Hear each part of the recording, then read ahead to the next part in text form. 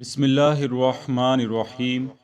لوگوں میں یہ امر مسلم ہے کہ دو شخصوں کے درمیان رشتہ داری کا قائم ہونا، ایک آدمی کا لڑکی کا رشتہ دینا اور دوسرے شخص کا اس کو قبول کرنا باہم اعتماد اور وثوق کی بنا پر ہوتا ہے، اور آپس میں رشتہ کر لینے کے بعد یہ برادرانہ رابطہ مزید مضبوط ہو جایا کرتا ہے۔ اس تمدنی و نفسیاتی اصول کے تحت جب حضرت عمر بن الخطاب رضی اللہ تعالی عنہ نے سیدنا علی کرم اللہ وجہ الکریم سے ان کی صاحبزادی سیدہ ام کلثوم رضی اللہ عنہا کا رشتہ طلب کیا، تو حضرت علی کرم اللہ وجہ الکریم نے بخیر و خوبی اور رضامندی سے اپنی پیاری لخت جگر کا نکاح آپ سے کر دیا۔ اس میں نہ تو کوئی جبر و اکراہ کی صورت تھی اور نہ ہی قہر و تشدد کا کوئی واقعہ پیش آیا۔ اس موقع پر سیدنا امیر المؤمنین عمر بن خطاب نے دلی مسرت کا اظہار کیا اور سردار دو عالم حضرت محمد رسول اللہ صلی اللہ علیہ وآلہ وسلم کا وہ مبارک فرمان دہرایا جو آپ نے خود زبان اقدس سے سنا تھا، یعنی فرمان نبوت ہے: قیامت کے روز تمام رشتے اور تعلقات ختم ہو جائیں گے، مگر صرف میرے خاندان کے ساتھ رشتہ اور انتساب کام آئے گا۔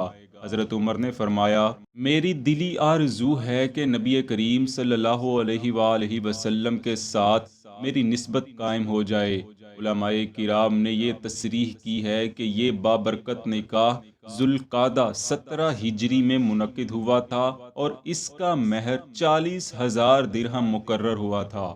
حضرت سیدہ ام کلثوم بنت علی سے حضرت عمر فاروق کے ہاں ایک لڑکا زید بن عمر فاروق پیدا ہوا اور ایک لڑکی بھی پیدا ہوئی جس کا نام رقیہ بنت عمر فاروق تھا۔ منقول ہے حضرت زید بن عمر فاروق رضی اللہ عنہما جب جوان سال ہوئے تو ایک دفعہ قبیلہ بنی عدی کے درمیان اتفاقاً لڑائی جھگڑا برپا ہو گیا۔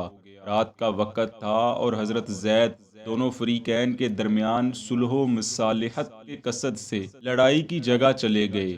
اتفاق سے رات کے اندھیرے میں دوران مصالحت کسی شخص کے ہاتھوں آپ کے سر پر چوٹ لگ گئی، جس کی وجہ سے آپ شدید زخمی ہو گئے اور چند دن زخمی رہنے کے بعد انتقال فرما گئے۔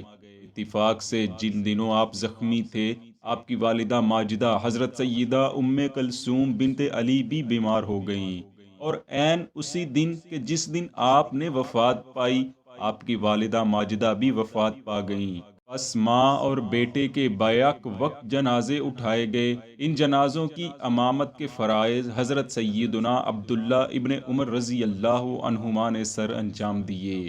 بعض روایات کے مطابق ان کے جنازے حضرت سعید بن العاص جو اس وقت اموی امیر مدینہ تھے نے پڑھائے، جبکہ حسنین شریفین بھی مقتدیوں کی صف میں موجود تھے۔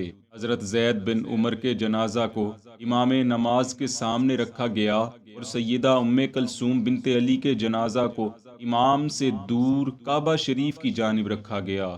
الغرض تمام مکاتبہ فکر کے جید علماء کا سیدہ ام کلثوم بنت علی رضی اللہ عنہا اور امیر المؤمنین حضرت عمر فاروق رضی اللہ عنہ کے ساتھ نکاح پر اتفاق ہے، جس سے حضرت عمر کی حضرت علی کرم اللہ وجہ الکریم سے درج ذیل نسبتیں قائم ہو گئیں، یعنی حضرت عمر حضرت علی کے داماد ہیں اور حضرت علی حضرت عمر کے خسر ہیں۔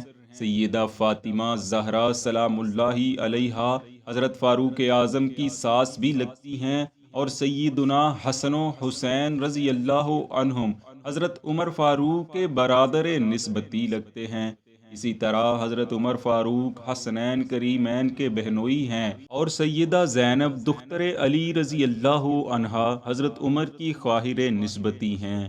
حضرت عمر فاروق کے بیٹے زید اور بیٹی رقیہ جو سیدہ ام کلثوم بنت علی کے بطن سے پیدا ہوئے، وہ امیر المؤمنین حضرت علی کرم اللہ وجہ الکریم کے نواسے ہیں۔ امام حسن و امام حسین اور امام محمد بن حنفیہ یہ سب حضرات بھی حضرت عمر فاروق کے دونوں بچوں کے ماموں لگتے ہیں۔ اسلامی روایات و تاریخ کی کتابوں میں لکھا ہے، جب حضرت عمر اور حضرت علی کے درمیان رشتہ داری کا تعلق قائم ہو گیا تو مولا علی کے بیٹے اکثر اپنی بہن کے گھر جایا کرتے تھے۔ چنانچہ کنز الامال میں ہے کہ ایک مرتبہ حضرت محمد بن حنفیہ اپنی بہن سے ملنے ان کے گھر گئے اور ان کے پاس بیٹھ گئے۔ اتنے میں حضرت عمر فاروق گھر تشریف لائے تو سامنے بہن کے ساتھ محمد بن حنفیہ کو بیٹھے دیکھا۔ حضرت محمد بن حنفیہ بیان کرتے ہیں، مجھے دیکھتے ہی حضرت عمر فاروق نے گلے سے لگا لیا اور سیدہ ام کلثوم سے فرمایا، اے ام کلثوم، اس عزیز کے ساتھ لطف اور مہربانی سے پیش آنا۔ الغرض امیر المومنین سیدنا حضرت عمر فاروق رضی اللہ عنہ کی شہادت تک جتنا عرصہ سیدہ ام کلثوم آپ کے عقد میں رہیں، سیدنا علی المرتضیٰ اور آپ کے تمام صاحبزادگان بشمول حسنین کریمین آپ کے گھر برابر آتے جاتے رہے۔ طبقات الکبریٰ میں ابن سعد علیہ رحمہ حضرت ابن عباس رضی اللہ عنہما سے روایت نقل کرتے ہیں، وہ فرماتے ہیں، جب امیر المومنین عمر شدید زخمی حالت میں گھر میں موجود تھے تو میں حضرت علی کے ساتھ تھا۔ اچانک ہمیں شور سنائی دیا تو حضرت علی کھڑے ہو گئے، میں بھی ان کے ساتھ کھڑا ہو گیا۔ ہم اس مکان کی طرف گئے جہاں امیر المؤمنین حضرت عمر کو رکھا گیا تھا۔ وہاں پہنچ کر حضرت علی نے دریافت فرمایا، یہ کیا آواز ہے؟ کسی عورت نے بتایا، ابھی ابھی طبیب نے عمر کو نبیذ پلائی تو وہ فوراً زخم کے راستے باہر نکل گئی، پھر دودھ پلایا گیا تو وہ بھی باہر نکل گیا۔ یہ دیکھ کر طبیب نے کہا، مجھے آپ شام کرتے دکھائی نہیں دیتے، لہٰذا آپ جو کرنا چاہیں کر لیجئے۔ سیدہ ام کلثوم جو طبیب کی باتیں سن رہی تھی، جب آپ نے طبیب کی یہ بات سنی تو کہا، ہائے عمر، آپ کا یوں کہنا تھا کہ آپ کے ہمراہ عورتیں زار و زار رونے لگیں اور گھر میں موجود لوگ بھی رونے لگے اور سارا گھر رونے کی آواز سے گونج اٹھا۔